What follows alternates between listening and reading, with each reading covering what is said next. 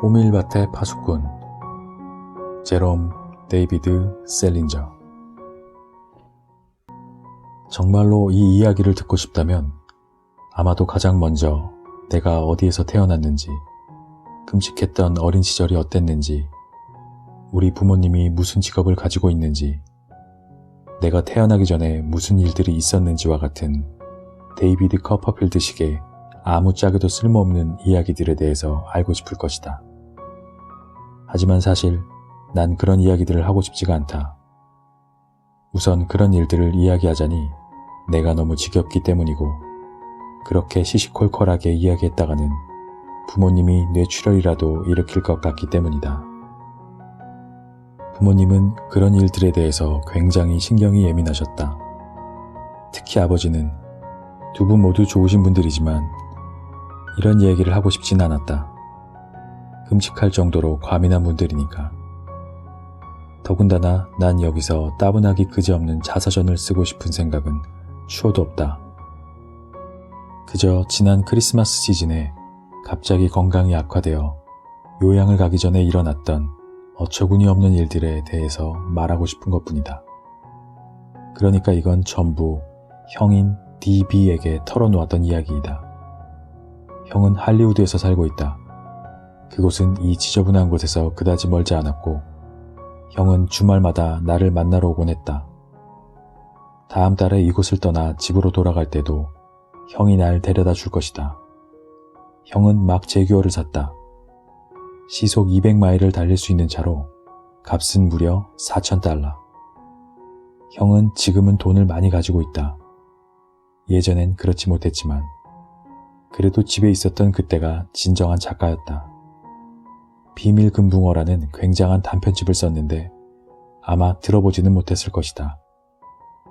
그 단편집에서 단연 최고는 비밀금붕어였다. 자기가 번 돈으로 금붕어를 샀기 때문에 아무에게도 보여주지 않는 한 꼬마에 대한 이야기이다. 나는 그 소설에 매우 감동했다. 하지만 지금 형은 변절해서 헐리우드에 있다. 영화는 내가 정말 싫어하는 것 중에 하나다. 내 앞에서 제발 영화 이야기는 하지 않았으면 좋겠다. 난 이 이야기를 펜시 고등학교를 떠나던 그날부터 시작하고 싶다.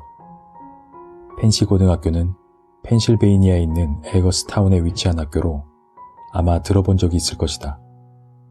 어쩌면 이 학교의 광고를 본 적이 있을지도 모르겠다.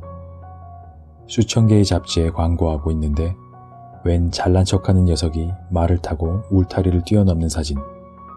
그 광고를 보면 마치 이 학교에 들어오면 내내 폴로를 하는 것처럼 보인다. 하지만 난 이 근처에서 말이라고는 꼬리도 본 적이 없다. 말을 타고 있는 녀석의 사진 밑에는 이런 말이 쓰여져 있다. 1888년 이래로 우리는 건전한 사고방식을 가진 훌륭한 젊은이들을 양성해내고 있습니다. 이건 정말 웃기지도 않는다.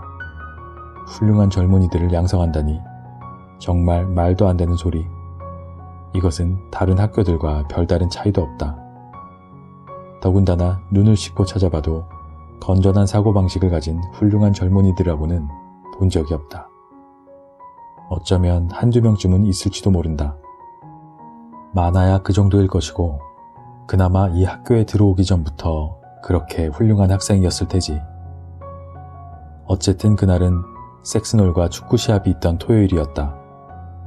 펜시 부근에서는 섹스놀과의 경기는 아주 큰 행사였다. 그해의 마지막 시합이었고, 오랜 전통을 자랑하는 펜시가 경기에서 지기라도 한다면 자살이나 그와 비슷한 일이라도 해야 한다고 생각들을 할 정도였다. 정확하게 오후 3시 무렵이었다고 기억한다. 난 톰슨 언덕 꼭대기에서 독립전쟁 당시에 쓰이던 커다란 대포 옆에 서 있었다. 운동장이 전부 내려다 보이는 곳으로 양쪽 팀이 얼마나 격렬하게 시합을 하고 있는지를 알 수 있었다. 관람석이 보이지는 않았지만 소리만 들어도 얼마나 그곳의 열기가 뜨거운지를 알 수 있었다. 펜시 쪽에서는 엄청난 함성을 질러대고 있었다. 왜냐하면 나를 제외한 전교생들이 모이다시피 해서 응원을 벌이고 있을 것이기 때문이다. 그에 비해 섹스놀은 원정팀이기 때문에 상대적으로 응원단이 빈약했다. 축구 시합장에서는 여학생들을 많이 찾아볼 수 없다. 오직 상급생들만이 여자친구들을 데리고 올 수 있게 되어 있기 때문이다. 어떻게 생각할지는 모르겠지만 이건 너무 심한 처사라고 생각한다. 난 드문드문이라도 여학생들이 보였으면 좋겠다. 팔을 쭉 내민다거나 콧방귀를 낀다거나 그저 낄낄거리는 것과 같은 일 외에는 아무것도 하지 않더라도. 교장 딸 셀마 서머는 경기장에 종종 모습을 나타내는 편이었다. 사실 그녀는 사람을 미치게 만들 정도로 매력적인 타입은 아니었다. 그렇지만 아주 좋은 여자라고 생각된다.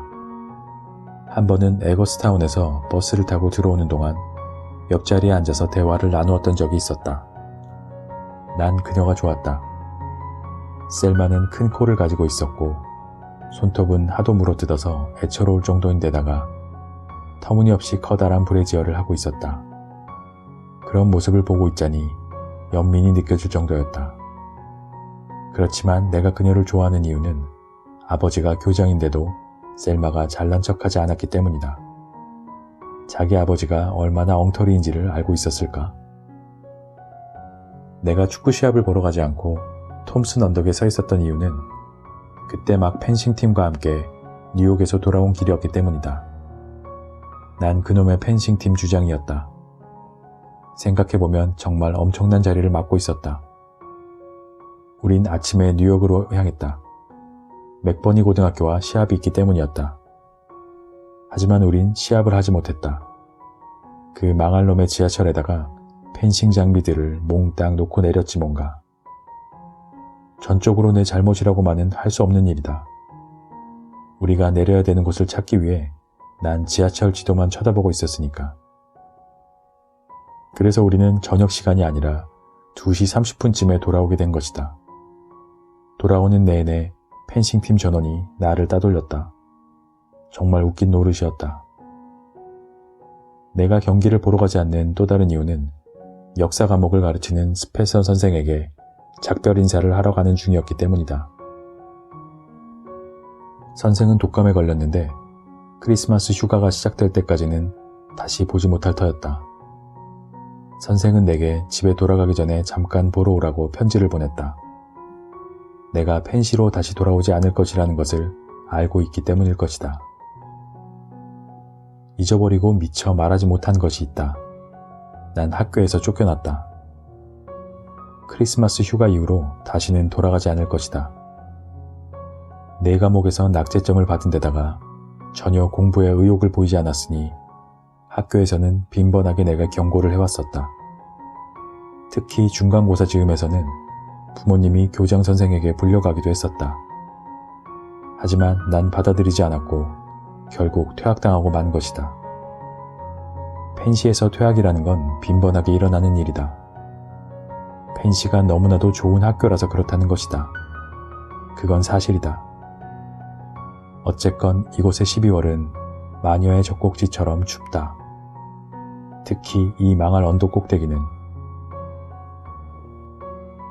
난 겉과 속을 뒤집어서 입을 수 있는 겉옷 하나만 거쳤을 뿐 장갑 같은 것도 끼고 있지 않았다. 그 전주에 누군가 내 털코트를 훔쳐갔기 때문이다. 그 주머니 속에는 장갑도 들어있었다. 펜시는 나쁜 놈들이 우글거리는 곳이었다. 많은 아이들이 부유한 가정 출신임에도 불구하고 온통 사기꾼들 천지였다. 원래 학비가 비싼 학교일수록 사기꾼들이 들끓는 법이다. 이건 농담이 아니다. 난 대포 옆에 여전히 선 채 꽁꽁 얼은 몸으로 축구 경기를 내려다보고 있었다. 그렇다고 경기를 열심히 보고 있었던 건 아니다. 사실 난 그 주위를 어슬렁거리며 나름대로 석별의 정을 느껴보려고 애쓰고 있었던 것이었다. 이제까지 나는 떠난다는 것조차 느끼지 못한 채로 여러 학교들을 떠나왔다. 그런 것이 싫었다. 슬픈 작별이든 기분이 좋지 않은 이별이들 간에 내가 그곳을 떠난다는 사실은 알고 싶었다. 그렇지 않으면 기분이 더욱 나빠질 테니까 말이다. 난 운이 좋았다. 갑작스럽게 내가 이 끔찍한 곳에서 벗어난다는 사실을 인식하게 만들어준 일이 있었기 때문이다. 그 일은 생각지도 않게 떠올랐다. 10월쯤 로버트 핀치너와 폴 캠벨과 함께 학교 앞에서 축구공을 찾던 적이 있었다. 그 친구들은 괜찮은 녀석들이었다. 특히 핀치너가 그랬다. 그때는 저녁 식사를 시작하기 전이었다. 어둠이 들이우기 시작했지만 우리는 계속해서 공을 차고 있었다. 점점 더 어두워지기 시작했고 더 이상 공도 보이지 않았다. 하지만 우린 공을 차는 일을 멈추지 않았다. 하지만 결국은 그만두어야만 했다. 학교에서 생물을 가르치던 잠베시 선생이 머리를 창문으로 내밀고는 기숙사로 돌아가 저녁 먹을 준비나 하라고 했기 때문이다. 이런 일들을 떠올릴 수 있다면 그것과 작별 인사를 할 수 있게 된다. 대부분의 경우에는 말이다. 이 생각이 떠오르자마자 나는 몸을 돌려 스펜서 선생의 집을 향해 언덕의 반대편으로 뛰어내려가기 시작했다. 선생은 학교 안에서 살지 않고 앤터니 웨인가에 살고 있었다. 난 학교 정문까지 계속 달렸다. 그러고는 숨을 돌리기 위해 잠시 멈춰섰다. 사실 숨이 막힐 것만 같았다. 예전에는 지독하게 담배를 피우다곤 했으니 하지만 지금은 강제로 금연을 하고 있다. 또 작년 한 해 동안 6인치 반이나 키가 컸다. 심한 폐병에도 걸렸었기 때문에 이곳에 와서 이것저것 검사를 받아야만 했다. 지금은 건강이 많이 좋아졌다. 어쨌건 난 숨을 돌리자마자 204번 국도를 가로질러 달리기 시작했다. 날씨는 지독하게 추웠다. 하마터면 넘어질 뻔했다. 내가 왜 달리고 있는지를 몰랐다. 그저 달리는 것이 좋다고 느꼈던 것 같다. 길을 다 건너자 내 모습이 사라지는 것 같다고 느꼈다. 그날은 정말 이상한 오후였다. 끔찍할 정도로 추웠고 햇빛도 비추지 않는 날이었다. 그래서 길을 건너면서 점점 자신의 모습이 사라지는 것 같다고 느꼈던 것이다. 스펜서 선생의 집에 도착하자마자 난 초인종을 눌러대기 시작했다. 얼어 죽을 것만 같았다. 귀는 꽁꽁 얼어 떨어져 나갈 것 같았고 손가락은 굽어서 움직이지도 않을 정도였다. 어서 빨리 누구라도 좋으니까 문 좀 열어주세요. 난 거의 소리치듯 말했다. 마침내 스펜서 부인이 문을 열어주었다. 그 집에는 하녀가 없었기 때문에 언제나 선생님 내외가 직접 문을 열어주곤 했다. 하녀를 고용할 만한 돈이라고는 없었으니까 할 수 없었다. 스펜서 부인이 말했다. 홀든, 정말 오랜만이구나. 어서 들어와라. 어서, 날씨가 정말 춥지? 그녀가 내게 찾아온 것을 무척 반가워한다는 생각이 들었다.